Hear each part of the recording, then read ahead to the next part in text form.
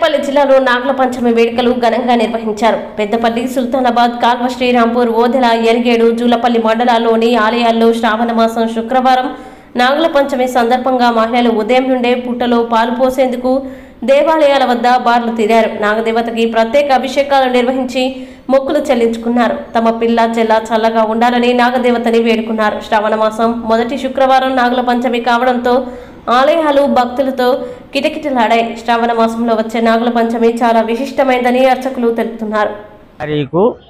8వ నెల 2024 నాగుల పంచమి నిన్న ఇయ్యాల జరుగుట్ల అతికే సంఖ్యలో భక్తులు కదిలిస్తున్నారు. వాళ్ళకు ఎలాంటి లోటు లేకుండా మేము అన్ని అభివృద్ధి చేసి ఎలాంటి ఇబ్బంది లేకుండా మేము వాళ్ళకు అన్ని సౌకర్యం చేసి మా దేవస్థానం కూడా అన్ని రకాల బాగా అభివృద్ధి అయ్యి అందరికీ పేరు పోయింది.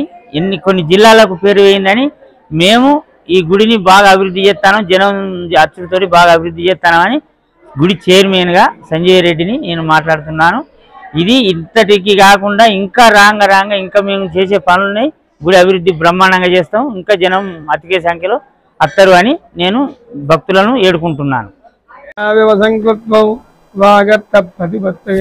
జగత పితరం వందే పార్వతీ పరమేశ్వరం. శ్రీ దాతానామ సంవత్సరము 1986 రోజున శ్రావణ మాసము బహుళ సప్తమి రోజున శ్రీ శ్రీ శ్రీ శ్రీ విప్రీశ్వర వారి ఆధ్వర్యంలో పడ్డ ఈ దేవాలయము ఆరంభమైంది. నిత్య నూతనంగా ఎంతమందికి నాగుల పంచమి చాలా సంతోష దినము. నాగుల పంచమి కార్తీక మాసం నాగుల చవితి చూసుకుని అందరూ గుడికి వస్తారు. ఆరోగ్యము, ఐశ్వర్యము, సంతానము, మనశ్శాంతి చాలా కాంబ్యాలు వస్తారు. ఎవరు వచ్చినా కూడా ఈ చుట్టుపక్కల 8 రకాల పుట్టలు ఉన్నాయి. ప్రతి పుట్టలు నాగమ్మ ఉంది, గర్భగుడ్డ నాగమ్మ పుట్ట ఉంది. ఎవరు దర్శించుకున్నా కూడా నేను ఎవరైతే ఉంటారో కూడా 11 రోజులు, 21 రోజులు, 50 ఎవరైతే ఉంటారో వాళ్ళందరూ ఉంటారు. ఇక్కడ కమిటీ ఉంది.